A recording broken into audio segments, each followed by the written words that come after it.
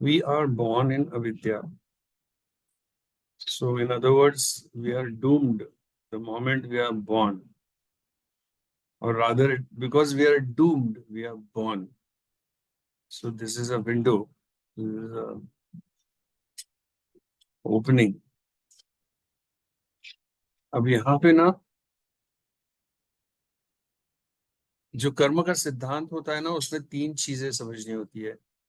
उसमें तीन कर्म कहे गए हैं। एक क्रियमाण कर्म, अभी जो तुम कर रहे हो वो तुम्हारा क्रियमाण कर्म हो रहा है। अभी तुम मेरी बात सुन रहे हो, ठीक है। उसमें से हम लोग कुछ ज्ञान पाने की कोशिश कर रहे हैं और कुछ अच्छे संस्कार हमारे चित्त पे हो जाए, ये आशा कर रहे हैं। तो ये हम कर्म कर रहे हैं।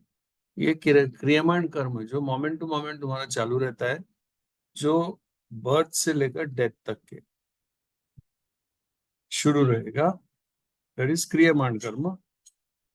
तो उसके फल, जैसे तुम अभी कर्म कर रहे हो, तो उसके फल तो लगने ही है ना। और वो फल जब पकेंगे तब तुमको खाने को पड़ेगा, खाना खाना पड़ेगा। अब अच्छे कर्म किए तो मीठे फल लगेंगे, और बुरे कर्म किए तो कड़वे फल लगेंगे। तो 10 अच्छे कर्म किए तो 10 मीठे फल लगते हैं, 5 बुरे कर्म किए तो 5 कड़वे फल लगते हैं। उनको सेट ऑफ नहीं किया जा सकता। तुम ये नहीं कहोगे कि 10 मीठे हैं, 5 कड़वे हैं, तो वो कैंसिल करके मेरे को सिर्फ 5 मीठे ही खाने खाने के हैं। ऐसा नहीं होता। वो मीठे भी खाने पड़ेंगे, कड़वे भी खाने पड़ेंगे। मीठे खाते खाते खुश होगे तो उसमें बीच में कड़वे खाने पड़ेंगे, दुखी हो जाओगे। ऐसे ही सुख दुख चलता है ना जिंदगी में। सुख सुख मिलते रहता है, बीच में दुख आ जाता है। या फिर दुख दुख मिलते रहता है, बहुत सारे कड़वे फल है, बीच में एक आधा मीठा आ जाता है ना। So that is sukh dukh thing going on, which is the fruition of your karmas. तो ये क्रियमाण कर्म तुम हर पल कर रहे हो। और फिर जो फल ना, ये लाइफ में फ्रुक्टिफाई नहीं होंगे, मतलब पकेंगे नहीं, तो वो नेक्स्ट लाइफ में कैरी, तुम मर जाओगे उसके पहले, समझो मर गए, तो फिर अगले लाइफ में वो कैरी हो जाएंगे। वो तो बैलेंस में पड़े ना। तो कर्माशय, कर्माशय को कोई टाइम का तकाजा नहीं रहता। कर्माशय इसका जैसे तुम्हारा बैंक बैलेंस। अब बैंक बैलेंस तो वैसे ही रहेगा ना। तुम मकान चेंज करोगे या घर, तो क्या बैंक बैलेंस पे असर पड़ने वाला है क्या? नहीं। आज तुम ये मकान में हो, ये है ना, फिर कल दूसरे मकान में जाओगे, बैंक बैलेंस तो वैसे ही है तुम्हारा। तो सेम, ये शरीर में आज हो, नेक्स्ट शरीर में जाओगे, कर्माशय वैसे के वैसे रहने वाला है। So understand this. तो वो संचित कर्म है सब, कि जो अभी तक पके नहीं है, तो ये लाइफ में भी लेट पक सकते हैं, या फिर नहीं पके तो अगले लाइफ में, नहीं तो उसके अगले, नहीं तो 1000 लाइफ बाद। क्योंकि कर्माशय के लिए टाइम का कोई सिग्निफिकेंस नहीं रहता। वो कल्पों बाद भी हो सकते हैं पके। ओके, तो ये हो गए संचित कर्म। तो क्रियमाण कर्म जो तुम अभी हर पल करते हो इस लाइफ में, लाइफ बर्थ से डेथ तक। फिर संचित कर्म, और तीसरे है प्रारब्ध कर्म।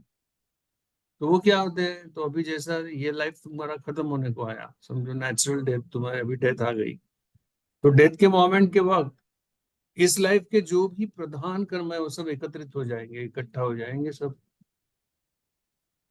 और वो अगले बर्थ को प्लान करेंगे। ये लाइफ में समझो मैंने हिंसा के, बहुत सारे हिंसा के कर्म किए हैं, और मेरी हिंसक प्रवृत्ति होगी ये लाइफ में। हाँ, तो डेथ के टाइम पे कौन सा आगे आने वाला प्रधान? वही आने वाला, वो हिंसा से भरा। और उससे मिलते जुलते जो भी फ्रूट्स है, पिछले के पिछले के पिछले के पिछले पिछले पिछले पिछले जन्मों के, वो भी सब उजागर होके एक साथ आ जाएंगे। और फिर वो हिंसा, वो फ्रूट को फ्रूइशन के लिए नेक्स्ट स्पीशीज कौन सी सही रहेगी तुम्हारे लिए, वहां पे वो योनि में गर्भ तैयार रहता है, रेडी रहता है। तुम यहाँ पे मरे कि वो सूक्ष्म शरीर निकल के, like a magnet, it is attracted to that garbha and you enter that garbha. You have to, that is the rule of prakriti. You can't do anything about it. तो इसलिए इस जन्म में तुमको क्रियमाण कर्म करने का चांस मिला हुआ है। स्वतंत्रता मिली हुई है, कर्मण्यवाधिकार रस्ते अधिकार दिया हुआ है, तो क्योंकि तुमको बुद्धि दिया उसने, अस्मिता दिया, मन दिया, देहेंद्रिय दिया, उन पे कंट्रोल दिया। हाँ, पूरा टूल्स और इक्विपमेंट दे के तुमको ये लाइफ मानव मनुष्य जन्म मिला है। तो ऐसे क्रियामान कर्म करो कि जिससे मौत के टाइम पे जो प्रधान कर्माशय जो आगे आएगा, जो भाव आगे आएगा, इसलिए वो नाम स्मरण बताते हैं ना संत लोग, कि 24 घंटा मेरे चित्त में उसी का भाव रहेगा, उसका, परमात्मा का। तो फिर डेथ कभी भी आए ना, प्रधान भाव तो वही रहेगा, प्रधान कर्म तो वही रहेगा। समझे क्या? क्योंकि वो जो सब इकट्ठा होते हैं उस वक्त, और जो नेक्स्ट जाति, आयु, भोग, ऐसे तीन चीजें देते हैं। नेक्स्ट बर्थ में तुमको जाति देते हैं, वो जाति का एक लाइफ स्पैन होता है, आइडियल लाइफ स्पैन, आयु बोलते हैं उसको, जो तुम्हारे बिहेवियर से कम ज्यादा हो सकती है। और भोग, तो उसको कंड्यूसिव, जो तुम्हारा वो जो कर्माशय है उसको कंड्यूसिव, जो तुमको योग्य है जाति, और जो भी पेरेंटल सिचुएशन वहां पे तुम्हारा जन्म हो जाएगा, वो प्रारब्ध कर्म फल देके समाप्त हो गए। उतने कर्म की बैंक तुमको जाति दिया और वो खत्म हो गई। लेकिन बाकी के वो सब बाकी है, जो अभी तक फ्रूट नहीं हुए, और अभी ये लाइफ में और उसमें वो फ्रूट ऐड होते जाएंगे। So this is never ending sort of. समझे क्या? तो ये तीन टाइप के कर्म हो गए, क्रियमाण, संचित और प्रारब्ध। तो अभी इस बैकग्राउंड पे थोड़ा सा हमने ये समझ लिया। अभी हम ये चैप्टर शुरू करते हैं, साधन पाठ। ओके। तो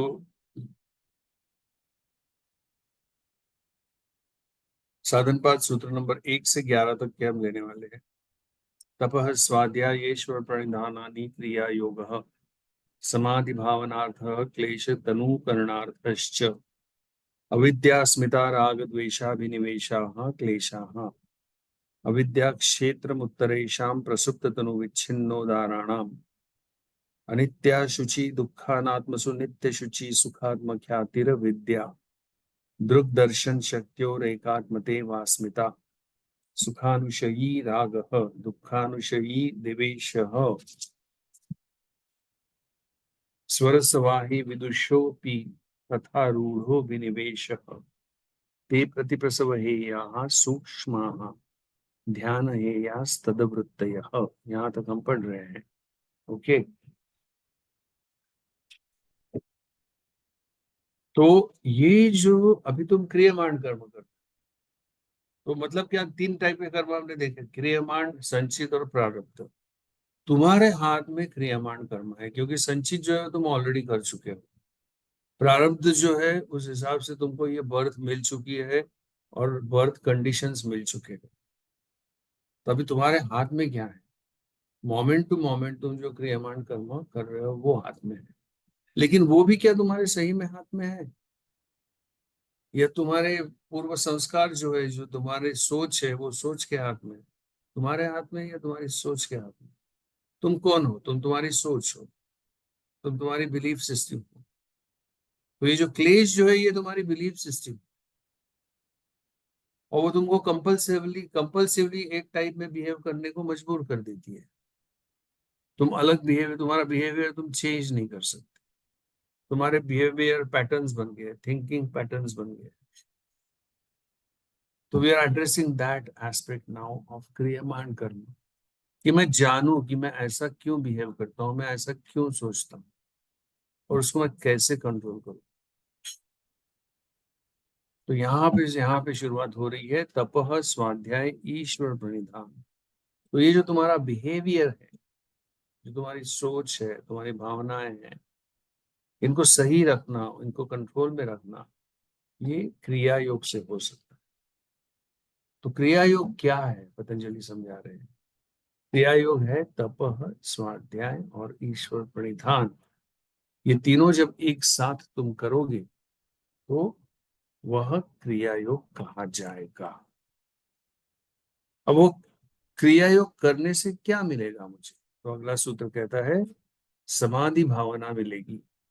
मतलब समाधि मतलब अंतरंग साधना जो है तुम्हारी कि धारणा ध्यान समाधि, ये तीन जो पादाने हैं अंतरंग साधना की, उसमें तुम्हें काबिलियत हासिल होना शुरू हो जाएगा क्रिया योग से।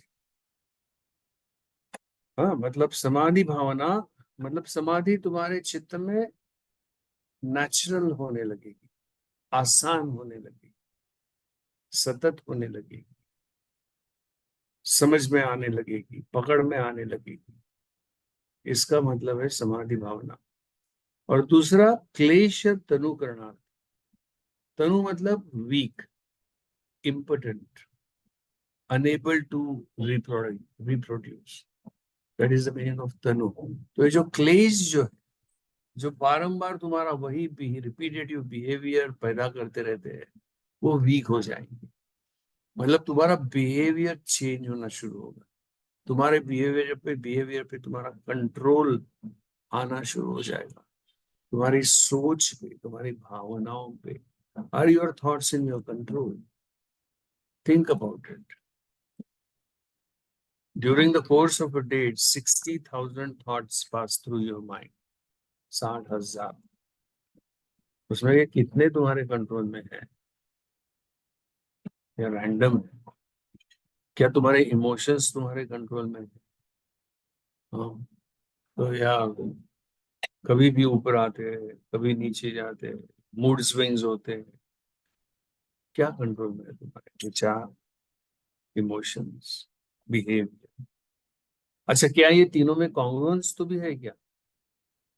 मतलब जो सोच रहे हो उसको मैचिंग इमोशंस है और उसको मैचिंग बिहेवियर है, या बिहेवियर कुछ भलते ही कर रहे हो, इमोशन कुछ भलती और ही है, और सोच और तीसरा ही रहे हो?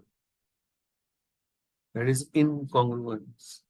तो तुम्हारे अंदर इनकॉन्ग्रुएंस है या कॉन्ग्रुएंस है? ये सब तुमको क्रिया योग देगा। तप, स्वाध्याय और ईश्वर प्रणिधान, ये तीन चीजें देगी जो तुम्हारे अंदर समाधि की भावना। समाधि की भावना मतलब एकाग्र चित्त का उदय। एकाग्र चित्त का उदय होगा चित्त में, और क्लेशों का तनुकरण होगा, मतलब वो वीक हो जाएंगे। हाँ, तुमको मिसगाइड मिसलीड नहीं करेंगे। जो बारंबार तुम गड्ढे में गिरते हो वो नहीं गिरोगे, बंद हो जाएगा। अब तप क्या है ये हमने पहले देखा हुआ है। यम नियमों का पालन, अष्टांग योग का पालन, जितना हो सके उतना, 24 घंटा, जब हो सके तब, इन टोटल अवेयरनेस इज तप। स्वाध्याय क्या है? स्व का अध्ययन। स्व कौन है? जो प्रत्यक्ष चेतन, जो अंतर चेतन है, उसका अभ्यास, उसको उजागर करना, उसको मैनिफेस्ट करने की कोशिश। उसके लिए ओमकार जप बताया है पतंजलि। सो ओमकार जप। और ओम क्या है? इस अर्थ का विवेचन, तर्क शुद्ध विवेचन, ताकि मेरे कॉन्सेप्ट क्लियर हो जाए। तो ये अभ्य शास्त्र का अभ्यास, ये स्वाध्याय है। शास्त्र संग, ये स्वाध्याय है। सत्संग मतलब यम नियमों का संग, अष्टांग योग का संग, सत्संग, यह तप है। हाँ, सत्संग तप है, शास्त्र संग स्वाध्याय है, और ईश्वर संग, ईश्वर संग या संत संग। अब संत तो आजकल रहते नहीं है, मिलते नहीं है, उनका संग, ये ईश्वर परिणाम। समझे ना? कबीर का दोहा है, पता है ना, कि गुरु और गोविंद दोनों सामने आ गए, तो किसके पैर छूऊं मैं? ये सवाल जब मन में आया कबीर के, तो कबीर ने कहा कि मैं तो गुरु के पैर छूऊंगा, गोविंद के नहीं छूऊंगा, क्योंकि गुरु ने तो गोविंद बताया था। मुझे कहाँ पता था, मुझे तो गोविंद मिलता ही नहीं। लेकिन गुरु ने बताया, इसलिए गुरु के पैर छूंगा, दोनों साथ में आ गए। That is the importance of संत संग, समझेगा? तो ये तीन संग बहुत इंपॉर्टेंट, ये तीन संगों से तुम्हारा क्रिया योग है ना। सत्संग मतलब अष्टांग योग का संग, वह सत्य है, शाश्वत है, इटर्नली ट्रू है, यूनिवर्सली एक्सेप्टेबल। सत्संग, शास्त्र संग, योग सूत्रों का, शास्त्रों का, उपनिषदों का संग, उनका अभ्यास, और संत संग। और इससे वो समाधि की भावना चित्त में उदित होगी और क्लेशों का तनुकरण होगा। अब ये क्लेश क्या है? जो मेरे बिहेवियर को डिक्टेट करते हैं, जो मेरी सोच को, इमोशंस को डिक्टेट करते हैं, वो कौन से? तो पतंजलि कहते हैं कि पांच है वो: अविद्या, अस्मिता, राग, द्वेष और अभिनिवेश। ये पांच है। अविद्या क्षेत्रम उत्तरेशम प्रसुप्त तनु विच्छिन्न उदाहरणाम। और ये जो पांच है, उनमें की जो पहली अविद्या है वो मेन है, क्योंकि वो भूमि है, मतलब जैसे कि खेत, सॉइल, जिसमें वो बाद में के चार कौन से अस्मिता, राग, द्वेष, अभिनिवेश, ये उपजते हैं, दे स्प्राउट। और वो जो स्प्राउट होते हैं वो चार स्टेजेस में घूमते हैं। एक तो प्रसुप्त रहते हैं, मतलब दबे हुए, जैसे बीज समान। मतलब अभी देखो, वो बीज का अंदाजा नहीं रहता अपने को। We don't know that the beej is, the seed is lying under the soil unless there is rains and it sprouts green. You have this experience. तो अभी अभी जाओ, बॉम्बे पूना एक्सप्रेसवे पे जाओ, पूरा सब माउंटेन सब बंजर दिखेगा। लेकिन फिर जून में पहली बारिश आ गई कि वो पूरा ड्राई जो था वो एकदम ग्रीन हो जाता। कहाँ से होता है कि आसमान से थोड़ी टपकता है वो तो बीज अंदर थे ऑलरेडी, प्रसुप्त थे, सोए हुए थे, उनको पानी मिला, उग गए। वैसे तुम्हारी वासनाएं, क्लेश जनित वासनाएं दबी हुई पड़ी है अंदर, उनको सामग्री मिलेगी, ऐसे उभर कर ऊपर आ जाएगी। समझे क्या? तुमको लगता है कि अभी वो मर गई वासना, अभी खत्म हो गई, मेरी पुरानी आदत जो थी वो मर गई, अभी दबा दिया मैंने उसको, लेकिन मरी नहीं, वो दबी हुई पड़ी है अंदर। उसको उपसाने वाली कोई भी सामग्री दिखी, समझो इस बात को, अप्लाई करो खुद को। उसको उपसाने वाली कोई काम सामग्री दिखी कि वो उभर कर ऊपर आएगी, ये प्रसुप्त स्टेज रहती। फिर तनु स्टेज दूसरी। तनु मतलब वो सही में वीक हो गई है, दग्ध बीज हो गई है, कि जैसे बीज जल गया, जमीन के नीचे बीज पड़ा है लेकिन जिंदा है तो उगेगा। लेकिन बीज ही अगर दग्ध पर जल गया है, जला दिया है उसको, तो फिर वो उगेगा नहीं। फिर कोई भी सामग्री सामने आएगी वो उगेगा नहीं। वो तनु अवस्था है, वो अवस्था पानी है हमको, तनु वाली है, जो क्रिया योग देगा तुमको। फिर तीसरी विच्छिन्न अवस्था है, मतलब दो वासनाओं के बीच में झगड़ा हो रहा है, ये करूं या वो करूं, ये करूं का या वो करूं, गलत काम करूं या सही करूं, सही काम करूं, ऐसा दोनों दोनों वासना है। सही काम करने की वासना है, गलत काम करने की वासना है, और दोनों का झगड़ा हो रहा है। तो उसमें का कौन सी जीतती है? कौन सी जीतती है हमेशा? अच्छे काम वाली, है ना। झूठ, गलत काम वाली जीतती है ना। तो अगर गलत काम वाली जीत गई, तो वो अच्छे काम वाली जो है वो विच्छिन्न अवस्था में पीछे छूट गई। समझो, समझे वो। और ये गलत काम वाली उदार हो गई। ऐसे चार अवस्था है, मतलब झगड़ा वाला स्टेट जो चल रहा है, कि एक आगे है लेकिन दूसरी दबी हुई पीछे, जैसे कॉइन के दो साइड, हेड्स आगे है लेकिन टेल पीछे। वो कॉइन जब कभी भी फ्लिप हो सकती है, फ्लिप होगी तो टेल आगे आएगा, हेड पीछे चला जाएगा, वो विच्छिन्न अवस्था है। लेकिन उसमें का फिर एक मैनिफेस्ट हो जाती है, जैसे हेड आ गया खत्म, वो उदार होगी, कृति कर्म हो गया, हेड के बदौलत कर्म हो गया। तो ऐसी चार अवस्थाएं, अवस्थाओं में वो तुम्हारी वासनाएं घूमते रहती है, प्रसुप्त, तनु, विच्छिन्न और उदार। कोई कभी उदार होती है, फिर विच्छिन्न चली जाती है, फिर प्रसुप्त हो जाती है, अगर तनु हो गई तो वापस नहीं होती। ओके। तो ये स्टेट, लेकिन ये वासनाएं आती कहाँ से? तो वो क्लेशों से आती। तो ये सूत्र कह रहा है कि अविद्या क्षेत्रम उत्तरेशम, अविद्या जो है, अविद्या सॉइल है जिसमें से आगे के चार, अस्मिता, राग, द्वेष और अभिनिवेश उगेंगे जिसमें, और वो उनके साथ वासनाएं भी रहेगी।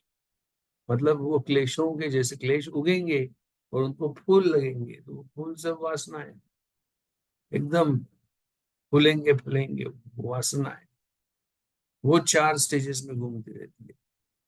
ये अर्थ है वो सूत्र का। तो अब ये क्लेश एग्जैक्टली है क्या, ये समझाने को शुरुआत करते हैं पतंजलि।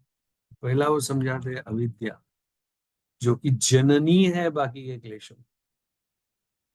हाँ, तो इसका सूत्र बड़ा सुंदर है ये।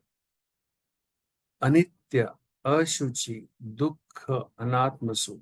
अनात्म, ये तुम चाहिए तो एक कागज पे लिख सकते हो, एक के नीचे एक, ऊपर अनित्य लिखो, उसके बाद में उसके नीचे अशुचि लिखो, उसके नीचे दुख लिखो, और उसके नीचे अनात्म लिखो। हाँ, अनित्य, उसके नीचे अशुचि, उसके नीचे दुख, उसके नीचे अनात्म। और राइट साइड को लिखो, अनित्य के सामने नित्य लिखो, अशुचि के सामने शुचि लिखो, दुख के सामने सुख लिखो, और अनात्म के सामने आत्म लिखो।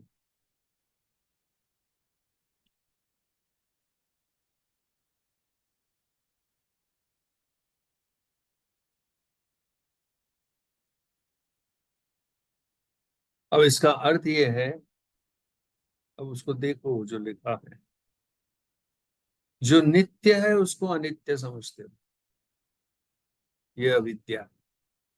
नित्य का क्या है? आत्मा, तुम्हारा, तुम्हारी आत्मा नित्य है, उसको मौत नहीं है, क्योंकि वो जन्मी नहीं है, वो मरने नहीं वाली। लेकिन तुमको उसका रियलाइजेशन अभी तक हुआ नहीं है। जब तक के रियलाइजेशन नहीं होता, वो जो फाइनल पुरुषार्थ है, तब तक कि तुम इसको अनित्य समझे रहोगे और मरते रहोगे, जन्म लेते रहे, तुम्हारे संसार चक्र जो जन्म मरण का, उसमें से छूटोगे नहीं, क्योंकि तुम नित्य को अनित्य समझ रहे हो। ख्याति मतलब यकीन करना, बिलीव करना।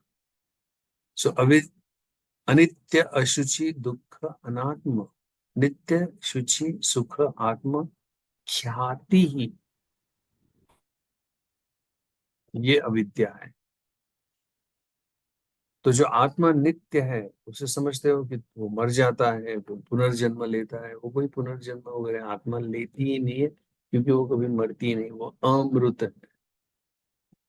पुनर्जन्म तो वो जो सूक्ष्म शरीर की का जो आत्मा को जो वेष्टन लगा हुआ है, उसको बारंबार लेना पड़ता है, जब तक कि ये आत्म तत्व रियलाइज नहीं होता।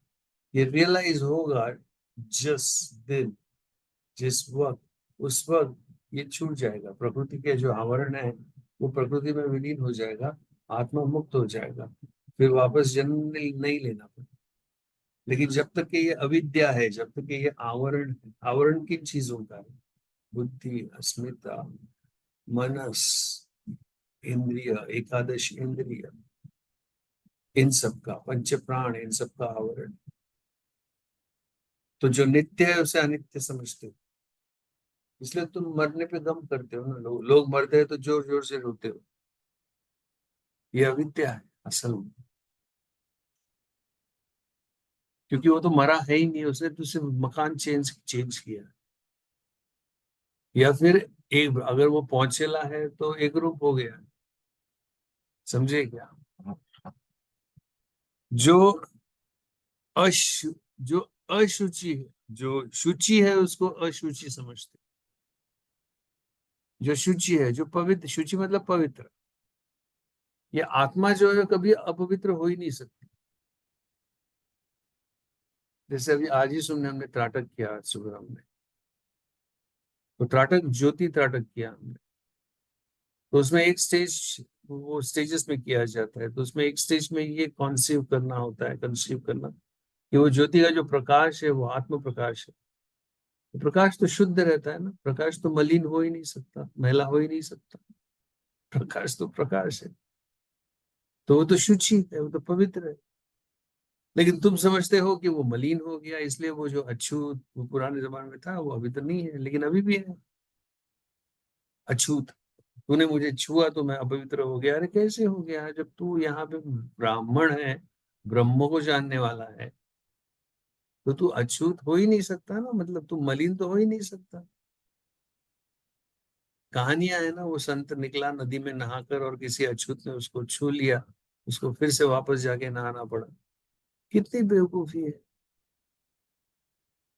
इधर तू ब्राह्मण समझता है मतलब ब्रह्म को जानने वाला, तो ब्रह्म तो हमेशा पवित्र है, तो कैसे तू मैला हो। जो पवित्र है उसे अपवित्र होता है, ऐसा समझते हो। तो काय की शुद्धि करोगे, पंडितों के पास जाते हो, घर में बुलाते हो शुद्धि करो, अरे काय की शुद्धि। वो शुद्धि वगैरह सिर्फ उनके बैंक बैलेंस की शुद्धि होती है, उनको पैसे मिलते हैं उनको, बाकी कुछ नहीं होता। वो जो शांति करने आते हैं, वो ग्रहों की शांति, ग्रह शांति। और वो 2 कौड़ी का रहता है, वो सही में बताता हूँ। वो 2 कौड़ी का वो ब्राह्मण कहने के लायक भी नहीं रहता। तुम्हारी पूजा चालू है वहां पे, वो मोबाइल पे बात करके अगले पूजा का फिक्सिंग कर रहा है, मैच फिक्सिंग जैसा। और वो पूरा मंत्र में, तो वो क्रिया से वो उधर, जो उधर शनि और राहु घूम रहे हैं ऊपर, जुपिटर सैटर्न प्लान, वो प्लैनेट वो उसका चेंज करने वाले हैं। हाँ, कि अरे नहीं नहीं, वो नीचे में इसके घर में पूजा, मानस के घर में पूजा चालू है, तो मेरे को थोड़ा मेरा वो रोटेशन का एंगल 1 डिग्री चेंज करना पड़ेगा अभी, क्योंकि उसका परिणाम मानस को होने को होना। What rubbish is this. तो जो पवित्र है उसको तुमने सबने अपवित्र करके रख दिया। उसको उसको तुम्हारी कोई जरूरत ही नहीं है यार, प्यूरिफिकेशन। तुम कौन होते हो? तुम अविद्याग्रस्त जीव हो। तुम अविद्याग्रस्त जीव हो, वो जो सबसे पवित्र है, अल्टीमेट पवित्र, उसको पवित्र करने निकले तुम। तुम्हारी औकात क्या है? समझे क्या? तो वो समझते हो, शुचि अशुचि होती है। जो नित्य है उसको अनित्य समझकर व्यवहार करते हो। जो सुख है, जिसका स्वभाव ही सुख है, वो जो प्रकाशशीलता है, जो प्रकाश में जो ज्योति है, उसका स्वभाव, उसका स्वरूप ही ब्लिस है, उसका स्वरूप ही प्योरिटी है। उसको तुम क्या सुख दोगे यार? तुम उसको सिर्फ दुखी बना सकते हो, और जो तुम करते रहते हो। तुम्हारे बुद्धि में के दुख तुम उसके ऊपर सुपर इम्पोज करके उसको दुखी कहते हो। कचरा तुम्हारे बुद्धि में भरा हुआ है, कचरा उसमें जा ही नहीं सकता, वो तो भस्म हो जाएगा कचरा। ज्ञानानि सर्व कर्माणि भस्मसात कुरुते का मतलब ये है कि जब वो आत्म साक्षात्कार होगा तो उसके तेज से ये तुम्हारा जो सब दिमाग का कचरा है ना, वो भस्म हो जाएगा, उसके पास जा ही नहीं सकता वो। You understand? तो जो सुख है, जो खुद ही ब्लिस है, उसको समझते हो वो मलिन हो रहा है। किसमें ताकत है उसको शुद्ध करने की? किसी में नहीं। लेकिन तुम समझते नहीं हो, दिस इज अविद्या, ये अविद्या है। जो आत्म है, यही तुम्हारा असली स्वरूप है। जो आत्म स्वरूप जो है वही यह है।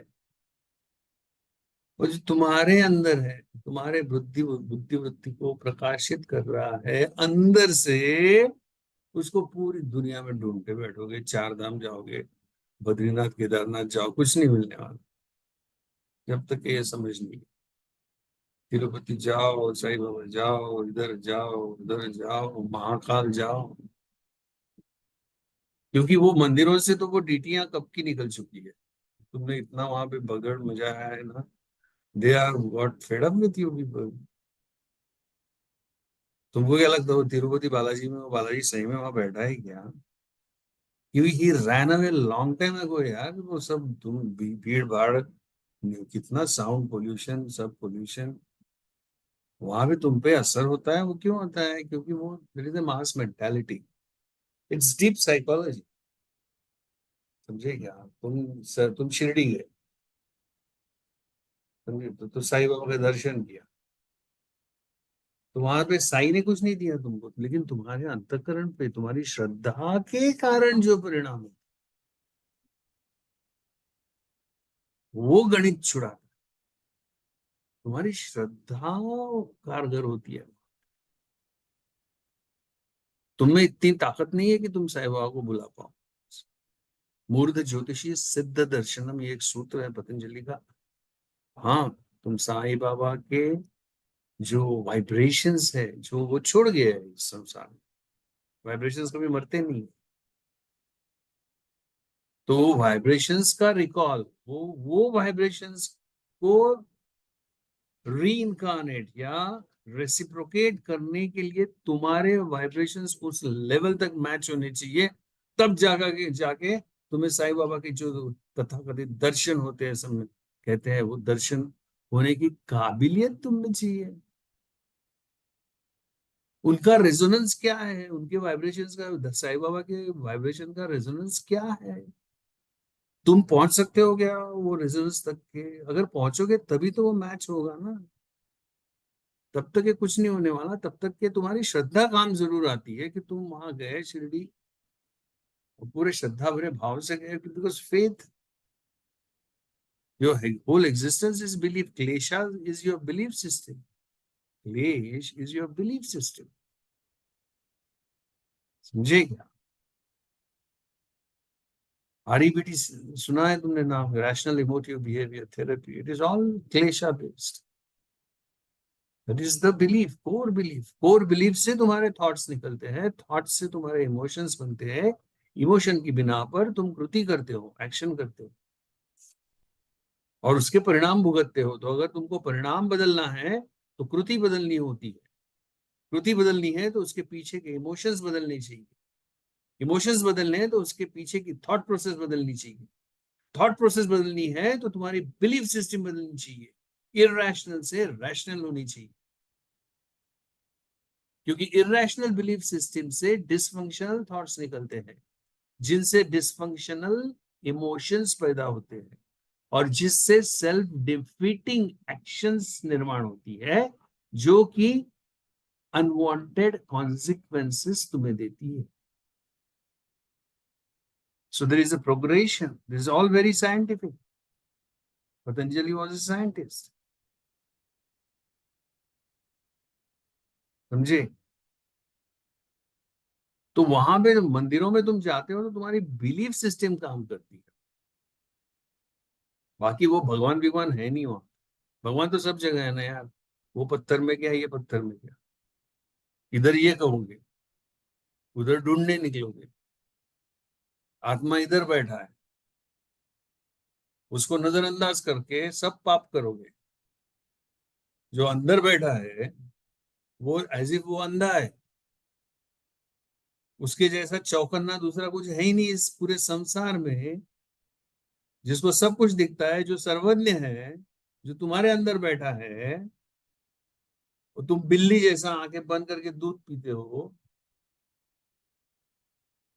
और फिर बाहर निकलते हो चार धाम की यात्रा करने। इसलिए वो कठोर उपनिषद में एक बहुत सुंदर श्रुति है कि अविद्यायाम अंतरे वर्तमानाः स्वयं धीरा पंडितम मन्यमानाः जंगन्यमानाः पर्यन्ति मूढ़ाः अंधे नैव नियमानाः यथा अंधाः। ये जो तथाकथित आजकल के जो बड़े बड़े लीडर्स और साधु पुरुष पंडित, ये खुद अविद्या में चूर चूर कूट कूट कर, अविद्या भरी है इनके अंदर, चूर है, वो मदमस्त है अविद्या में, उनके जहन में अविद्या दौड़ रही है। ये तो ऐसा हुआ कि ये श्रुति कह रही है कि ये तो ऐसा हुआ कि एक अंधा हजारों अंधों के काफिले को एक ऊबड़ खूबड़ कांटों से भरे पथरीले रास्ते पर लीड कर रहा है, और वो सब अंधे उसके पीछे जा रहे हैं, वो अंधे के पीछे। क्या तमाशा होगा, किसी को आंखें नहीं। यही हो रहा है आज पॉलिटिक्स की दुनिया में। देखो, exactly this is happening which the Shruti has said thousands of years ago. अविद्यायाम अंतरे वर्तमान, वर्तमान है, अविद्या है अंदर ऐसे स्पंदित हो रही है।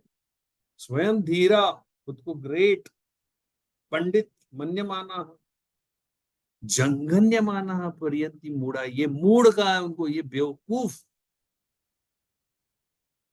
बारंबार इस संसार चक्र में घूमते रहेंगे, कभी नहीं मुक्त होंगे। और इन अंधों के पीछे हजारों का अंधों का काफिला ब्लाइंडली फॉलो कर। क्या हो रहा है? दिस इज अविद्या, दिस इज अविद्या। ये भूमि है हमारे इरैशनल बिलीफ्स की। फिर अगला सूत्र कहता है, दृक शक्ति दर्शन शक्ति, दृक दर्शन शक्ति ही शक्यो हो एकात्मता इव अस्मिता। इसका ब्रेकअप समझ लो इस सूत्र का। दृक दृक दृक दर्शन शक्यो हो एकात्मता इव अस्मिता। तो ये आत्मा का प्रकाश जो है, ये ज्योति प्रकाश जो है आत्मा का, यह और तुम्हारी बुद्धि जिसमें ये सब बिलीफ सिस्टम, ये सब कूड़ा कचरा भरा हुआ है, ये दोनों टोटली अलग चीजें हैं। अत्यंत असंकीर्णयो हो, ऐसा पतंजलि ने आगे कहा। अत्यंत भिन्न है, प्रत्यय अविशेष, लेकिन तुमको वो भिन्न नहीं दिखाई देती, तुमको वो एज इफ एक दिखाई देती है। देखो, ये ज्योति का प्रकाश और यहाँ पे बुद्धि है। ये ज्योति का प्रकाश बुद्धि पे जैसे गिरा तो बुद्धि सजग जिंदा हो गई। ये बुद्धि अचेतन है। अचेतन मतलब उसका स्वयं का कुछ प्रयोजन नहीं होता, जड़ है। जड़ का मतलब उसका स्वयं का कोई प्रयोजन नहीं होता, वो किसी और के लिए होती। जैसे मेरे घर में अभी ये सोफा पड़ा है, तो सोफा सोफे के लिए नहीं है, सोफा जड़ है, सोफा अचेतन है। सोफे का खुद के लिए कोई प्रयोजन नहीं है, सोफे का मेरे लिए प्रयोजन है, मैं उसका स्वामी हूं। वैसा बुद्धि का खुद के लिए कोई प्रयोजन नहीं है, इस पुरुष के लिए है। जो आत्म ज्योति जो है उसे पुरुष कहा। तो जब तक के पुरुष नहीं है उसके सानिध्य में, वो बुद्धि में हलचल नहीं हो, वो सोफा हिलेगा नहीं, वो सोफा तैयार नहीं रहेगा। लेकिन जैसे ही मैं नजदीक आऊंगा, वैसे वो सोफा रेडी हो जाएगा एकदम, ओए मेरा स्वामी आ गया नजदीक बैठने को। वैसा वो सोफा एकदम जिंदा हो जाएगा, हलचल हो जाएगी उसमें, क्योंकि स्वामी आ गया नजदीक। सोफा एकदम रेडी हो जाएगा, स्वामी बैठ जाएगा। स्वामी के प्रकाश के कारण सोफा एक्टिव हो गया है। अब सोफे को ऐसा लगने लगा ये मेरा ही प्रकाश है। स्वामी फिर भी कुछ है नहीं, कभी देख पता नहीं कौन है स्वामी, वो पीछे मेरा ही प्रकाश। ये असलियत है, यहाँ पे तुम्हारा ईगो पैदा हो गया। This is how ego is created, when you superimpose or misimpose the power of the atma on to your buddhi. और वो बुद्धि समझने लगती है कि ये मेरा ही प्रकाश है। वो जो नकचढ़े लोग चलते हैं ना, इगोइस्टिक, बहुत इगोइस्टिक रहते हैं कुछ कुछ लोग, है ना, दूसरों को ऐसा नीचा देखते हैं एकदम, सबसे बड़े इडियट्स रहते। पता ही नहीं उनको, अविद्या है, अविद्या है ये। अरे भैया, वो आत्म ज्योति का प्रकाश हर एक में सेम है यार। वो मेरे मेड में भी उतना ही है, मेरे चौकीदार में भी उतना है, मुझ में भी सेम है। तुम में भी सेम है, मोदी जी में भी सेम ही है। आत्म प्रकाश में किसी के फर्क नहीं है। बुद्धि में जमीन आसमान के फर्क है, क्योंकि वो तो संस्कारों से बनती है, जन्म जन्मों से चली आ रही है। और गफलत हमने ये कर दी है कि वो आत्म प्रकाश जो बुद्धि में इन्फ्यूज होकर बुद्धि को चेतन करता है, उसको भूल गए और बुद्धि को ही सब कुछ समझने लगे। यह दृक शक्ति मतलब आत्म प्रकाश, और दर्शन शक्ति मतलब बुद्धि का प्रकाश, जो कि आत्म प्रकाश के बदौलत है। एकात्मता ये एक ही है, मतलब ये अलग अलग नहीं है। इव म्हणजे जणू काही हे एकच आहे. असं जेव्हा मला प्रतिभासित होतं, तेव्हा माझा अहंकार निर्माण होतो, अहम करोती, माझा इगो निर्माण. आणि जेवढं ते स्ट्रॉंगली एकरूप होईल तेवढा स्ट्रॉंग माझा इगो. जब मुझे पता चलने लगा कि अरे नहीं ये बॉस, ये तो अलग अलग डिफरेंट चीजें है यार, तो वो बुद्धि अलग हो जाएगी, स्वामी अलग हो जाएगा, वो विकाएगा ईगो.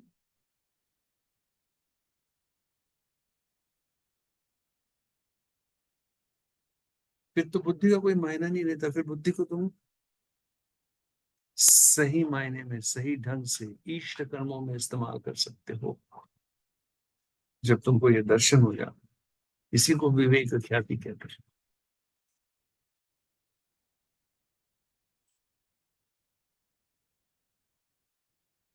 सुख, अगला सूत्र कहता है, सुख अनुशयी राग. एक बार सुख को चख लिया कि उसके प्रति जो आसक्ति निर्माण होती है चित्त में, उसको राग कहते हैं. राग मतलब अटैचमेंट.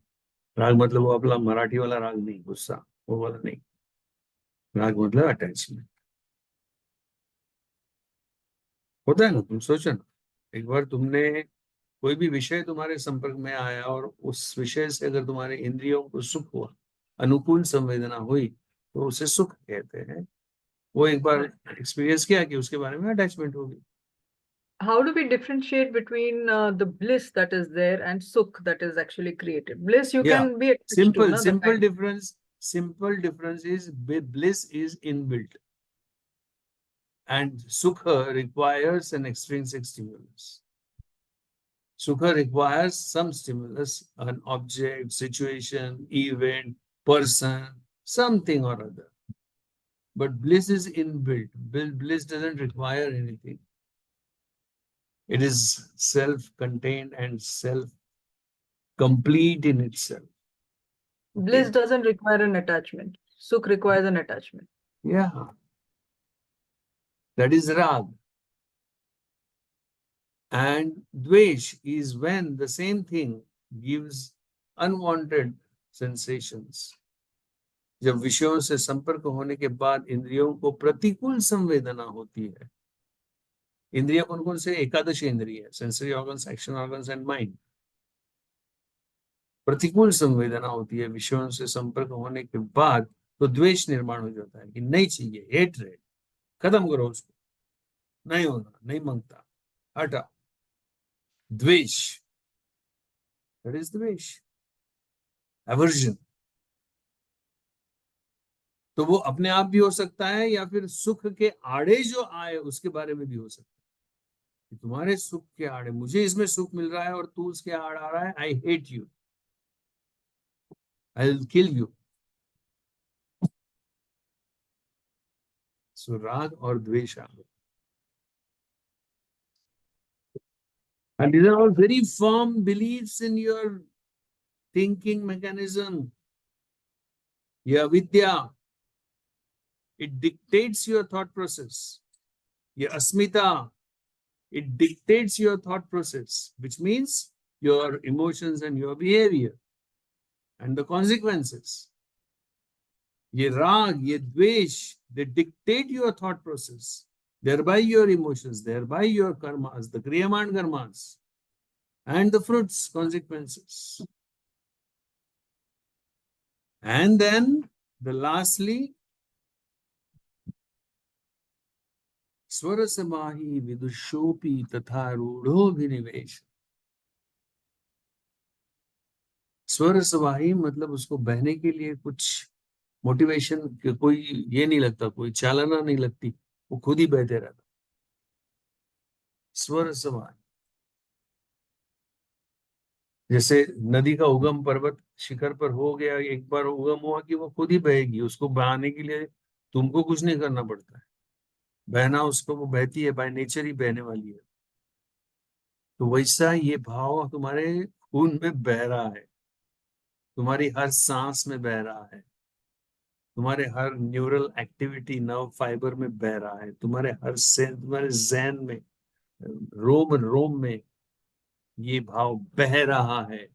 जो ग्रेट विदुषी मतलब जो स्कॉलर्स है, स्कॉलर्स, पीएचडी, डबल पीएचडी, जिसमें फिलॉसफी में डबल पीएचडी किया है, डबल डॉक्टरेट किया है, हाँ, योगा में एमए किया है और योगा में डबल डॉक्टरेट किया है, या फिर एकदम अनपढ़ गवार जिसको पढ़ना भी नहीं आता, जो अंगूठा छाप है, दोनों में समान दौड़ता है ये क्या, यह भाव जिसे अभिनिवेश कहते हैं।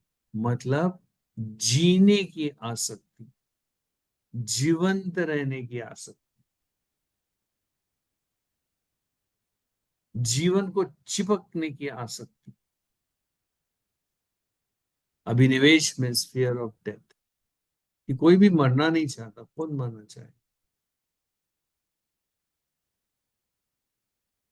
एक हॉल है, ऐसा एक हॉल है, एक आश्रम में, जो जंगल में एक बहुत सुंदर आश्रम है, और वहां पे एक बहुत बड़े महाराज रहते हैं जो बहुत अच्छे प्रवचन देते हैं। तो उनका प्रवचन शुरू शुरू है, उनके सामने 1000 आदमी बैठे हैं, और महाराज प्रवचन दे रहे हैं कि ये कितना क्षणभंगुर संसार है, तुम लोग आत्मा को जानते नहीं हो, आत्मा को पहचानो, वगैरह वगैरह। और अचानक वहां जंगल में से ना वाइल्ड एलिफेंट का झुंड घुस। वाइल्ड एलिफेंट्स बहुत बहुत टोटली अनकंट्रोलेबल रहते हैं, वो सिर्फ ट्रैम्पल करना ही जानते हैं। वो घुस गया झुंड। बात यहाँ पे आत्मा के अमरत्व की हो रही है, तो सब लोग भागने लगे, पूरी भगदड़ मच गई वहां पे। अरे छोड़ो, आत्मा भी इतना यहाँ पे, जान बचाओ। तो वो जो महाराज जो है, आम लोग तो बेचारे सुनने को आए थे, बैठे थे, बाबा जी क्या बता रहे, सुनते हुए वो तो भागे। तो वो महाराज क्या करे, वो बैठा रहेगा? नहीं, मैं तो अमर हूँ, वो आएगा हाथी, कुचल के निकल जाने दो। हेलो हाथी, प्लीज कम एंड ट्रैम्पल मी, कहेगा वो भी भागेगा उठ के। वो तो विदुषी है, तो इसलिए वो सूत्र कह रहा है, ईश्वर समाहि विदुषो विदुषो अपि, विदुषी होने दो, तिस्मार खान होने दो, डबल एमए इन योगा, पीएचडी, डॉक्टरेट, आत्म साक्षात्कार नहीं हुआ है, वो भी भागेगा, क्योंकि मौत नहीं चाहता कोई। पता है तुम्हें मरने से इतना डर क्यों है? पता है? क्योंकि तुम बहुत बार मरे हो, इसलिए। अच्छा, वही सिर्फ कारण नहीं है, मेन कारण यह है कि मरने के बाद तुम्हारे हाथ में कुछ भी नहीं रहता, क्योंकि वो पूरे प्रधान कर्म जो है ना, वो इकट्ठा हो गया, ऐसे आंख पे आते हैं, और तुम्हारा सूक्ष्म शरीर खुद ही डिसीजन लेके वो दूसरे योनि में जाता है। वहां पे कोई चित्रगुप्त वगैरह नहीं है बैठा हुआ कि तुमका वो लेखा जोखा देखेगा, और फिर अच्छा तू ना तू स्वर्ग में जा, तू ना तू कुत्ता बन जा, तू ना तू सुअर बन जा, अच्छा तू ना एक फिश बन जा, तू एक कीड़ा मकोड़ा बन जा। ऐसा कोई नहीं है वहां पे, तुम खुद ही बनोगे। तुमने जैसा गधे जैसा अगर व्यवहार किया है ना पूरी लाइफ में, तो तुम्हारे सब गधे के प्रधान कर्म एकत्रित एकत्रित हो गए। तुम ये बॉडी मर गई, सूक्ष्म शरीर बाहर निकल गए, पूरा गधे का भाव है, तुम खुद होके गधे की योनि में एंटर कर जाओगे। You will choose, nobody else, you. If you want to become an ass, if you want to become a kida makoda, you will choose. और ये अनुभव तुमको लाखों बार आ चुका है पहले, इसलिए अभी डर लगता है, डर लगता है वो मौत से, क्योंकि वो चॉइस तुम ही करोगे और तुम ही घुसोगे वो यूनियन में। How scary is that? दूसरा कोई नहीं है वहां पे, तुम्हारा सूक्ष्म शरीर, क्योंकि वहां पे पूरे सब प्रामाणिकता, वो ईश्वरीय कर्मफल व्यवस्था है, समझे क्या? वो न्याय व्यवस्था जो है ना, वो ईश्वरीय न्याय व्यवस्था है। तुम्हारी वाली ये न्याय व्यवस्था नहीं है सिविल कोर्ट, जहाँ पे तारीख पे तारीख, चलो एडजॉर्नमेंट ले लो, हाँ जेल में जाओ, फिर बेल पे छूट के आओ, और फिर सब दो नाटक करो, फिर अंदर जाओ, फिर बेल पे छूट, ये सब नहीं चलता वहां पे। वो प्रामाणिक ईश्वरीय न्याय कर्मफल व्यवस्था है, इसलिए मौत से डर लगता है, खौफ है मौत, समझे क्या? और जिसका जीवन शुचिर्भूत हो गया है, पावन हो गया है, क्लेशों से मुक्त हो गया है, उसको खौफ नहीं रहता।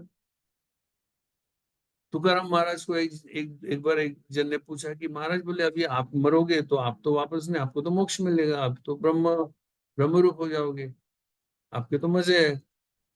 वो तुकाराम महाराज उसको बोले, यार बोले मेरे को उधर क्या इधर क्या दोनों सेम ही है यार, उल्टा मैं चाहूंगा कि मैं बार बार इधर आऊं ताकि मेरे को सेवा करने का मौका मिले यार पांडुरंग।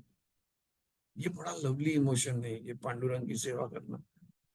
वो वहां पे नहीं मिलेगा यार, उसके साथ बैठूंगा तो, उससे अच्छे यहाँ आऊंगा तो मजा, ज्यादा मजा आएगा। ये सोच है, जस्ट इमेजिन। वो बोलते मोक्ष भिक्ष नहीं होना यार, मेरे को मैं सेवा करने को बार बार आने का मन कर रहा है, लेकिन सी, वो नहीं डरता मौत से, क्योंकि उसके पास लेखा जोखा, ये उसके जो प्रारब्ध कर्म है जो मैनिफेस्ट होने वाले हैं अगले जाति जन्म में, वो पाक साफ हो गए हैं ना सब। सो दीज आर द 5 क्लेशा, ठीक है। अब इसको इसको क्या क्या क्या क्या करना है, इसको हैंडल करने के लिए तो क्रिया योग करना। फिर उसके और डिटेल्स उन्होंने थोड़े से क्रिया योग का और रिजल्ट ओरिएंटेड कैसे रखना है, ये आगे बता रहे हैं पतंजलि, जो हम अगली बार देखेंगे। So the next lecture is our last lecture in this series.